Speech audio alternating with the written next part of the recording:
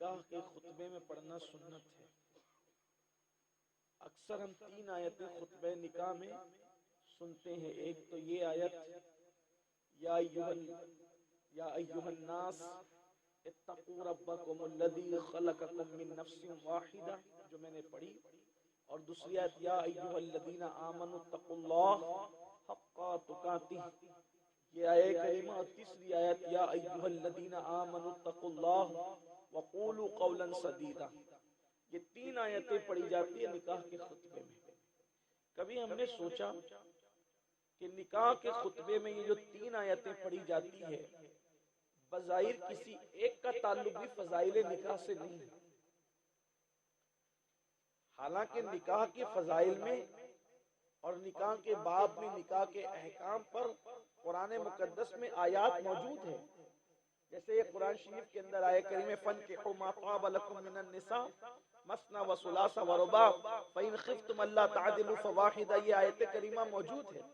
یہ بھی پڑھی جا سکتی ہے, لیکن سنت ہے جو حضور علیہ السلام نے پڑھا. اگر کوئی اس کو ایڈ کر لے کوئی عیب نہیں ہے, لیکن حضور اکرم صلی اللہ علیہ وآلہ وسلم نے جو 3 آیتیں پڑھی ہے خطبے کے اندر ہمیشہ اکثر و بیشتر زیادہ تر وہ یہی 3 آیتیں ہیں, اور تینوں میں جو ہے نکاح کا تذکرہ بظاہر نہیں ہے.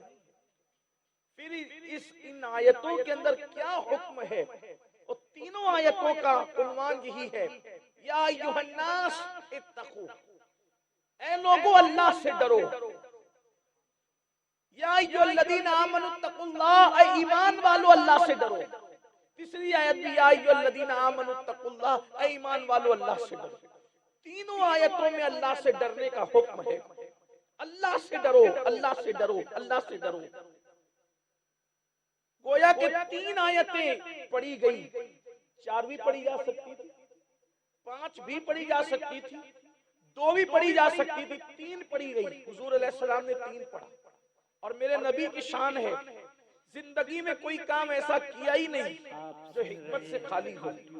ہر کام میں حکمت, چلیں تو حکمت, بیٹھے تو حکمت, بولے تو حکمت, سوئے تو حکمت, جنگ کریں تو حکمت, امن کا پرچم لہرائیں تو حکمت, صلح حدیبیہ کریں تو حکمت, مکہ فتح کریں تو حکمت, ازواج طاہرات سے نکاح کریں تو حکمت, صحابہ پر جلال میں آ جائیں تو حکمت, عفو درگزر کا اعلان کریں تو حکمت.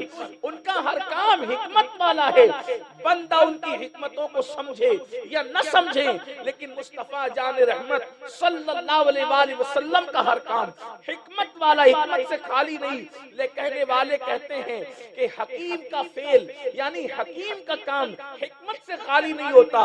ارے جو عام حکیم ہے جب اس کا کام حکمت سے خالی نہیں ہوتا تو جو حکیم الحکمہ ہو جہاں سے حکمت کے سوتے پھوٹتے ہیں ان کا کام حکمت سے خالی کیسے ہو سکتا.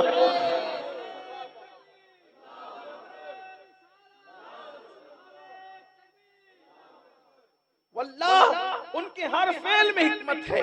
اگر ایک ایک چیز پہ گفتگو کریں تو پھر یہ چھوٹی سی محفل بہت طویل ہوگی, لیکن بہت طویل نہیں کرنا. عرض کر رہا تھا کہ حضور علیہ السلام نے تینوں آیتوں کا انتخاب کیا, اور اس میں ہے اللہ سے ڈرو. 2 نہیں پڑھی, 4 نہیں پڑھی, 5 نہیں پڑھی, 1 نہیں بلکہ 3. اشارہ مل رہا ہے اس حکیم الحکمہ کے اس خطبے سے کہ انسان کی زندگی کے بھی 3 دور ہوتے ہیں. آیتیں 3 پڑھی خطبہ نکاح میں, اشارہ ملا کہ انسان کی زندگی کے بھی 3 دور ہوتے ہیں. پہلا دور نکاح سے پہلے کا, دوسرا دور نکاح کا, اور تیسرا دور نکاح کے بعد کا. اب 3 آیتوں میں اتقوا اللہ, اتقوا اللہ, اتقوا اللہ کہا گیا. اشارہ مل رہا ہے نکاح سے پہلے بھی اللہ سے ڈرتے رہنا, نکاح کرتے وقت بھی اللہ سے ڈرتے رہنا, اور نکاح کے بعد بھی اللہ سے ڈرتے رہنا. اگر نکاح سے پہلے تم اللہ سے ڈرتے رہے تو نکاح سے پہلے تم پاپ نہیں کرو گے, نکاح سے پہلے تم گناہ نہیں کرو گے, نکاح سے پہلے تم بدی نہیں کرو گے, نکاح سے پہلے تم اللہ کی نافرمانی نہیں کرو گے, اور نکاح کرتے وقت اللہ سے ڈرو گے تو نکاح کرتے وقت بھی وہ کام نہیں کرو گے جو رسومات کے نام پر تم اللہ رسول کی نافرمانی کرتے ہو. اور نکاح کے بعد جب تم کسی کے شوہر بن جاؤ یا تم کسی کی بیوی بن جاؤ، چونکہ مرد اور عورت دونوں کو مخاطب کیا گیا، الناس میں مرد بھی اور عورتیں بھی ہیں، اور یا ایھا الذین آمنوا کے مخاطب عورتیں مرد دونوں ہیں۔ جہاں جہاں قرآن میں یا ایھا الذین آمنوا آیا ہے، مفسرین فرماتے ہیں اس سے عورتیں بھی مراد ہے، اس سے مرد بھی مراد ہے، تو دونوں کہا گیا نکاح سے پہلے بھی ڈرتے رہنا، نکاح کے بعد میاں بیوی کے بندھن میں بننے کے بعد بھی اللہ سے ڈرتے رہنا، نکاح کرتے وقت بھی اللہ سے ڈرتے رہنا۔ اب آئیے ان تینوں ادوار کی تھوڑی تھوڑی جھلک لے لیتے ہیں۔ نکاح سے پہلے ڈرنے کا مطلب کیا ہے؟ یاد رکھیے گا، عام طور پر جب کوئی لڑکا یا لڑکی بالغ ہو جاتے ہیں، ان کے دل و دماغ کے اندر ایک نفسانی خواہش پیدا ہوتی ہے، یہ فطری تقاضا ہے۔ جیسے ہر انسان کو بھوک لگتی ہے، جیسے ہر انسان کو بھوک لگتی ہے، ویسے انسان کے اندر ایک نفسانی خواہشات ہے، اس کو نفس کی بھی بھوک لگتی ہے۔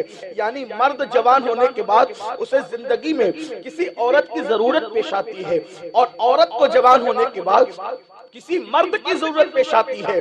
تو اب کہا جا رہا ہے اللہ سے ڈرنا، یعنی جوانی کی دہلیز پہ قدم رکھنے کے بعد ناجائز طور پر کسی عورت کی طرف ہاتھ نہیں بڑھانا، اور عورت کو کہا جا رہا ہے ناجائز طور پہ کسی مرد کی طرف ہاتھ نہیں بڑھانا، اس لیے کہ نکاح سے پہلے کوئی مرد کسی عورت سے کوئی تعلق قائم نہیں کر سکتا، میاں بیوی جیسا رشتہ نہیں رکھ سکتا، یعنی کہ کوئی لڑکا کوئی گرل فرینڈ نہیں رکھ سکتا، اور کوئی لڑکی کوئی بوائے فرینڈ نہیں رکھ سکتی، یعنی لڑکے اور لڑکی کے اندر کوئی دوستی کا رشتہ اجنبی ماحول میں نہیں ہو سکتا۔ اجنبی ماحول تو دور کی بات ہے، اللہ اکبر، اگر کوئی چچا کا سگے چچا کا بیٹا ہے، اسلام کہتا ہے تیرے اس چچا زاد بھائی سے بھی تجھے پردہ کرنا فرض ہے۔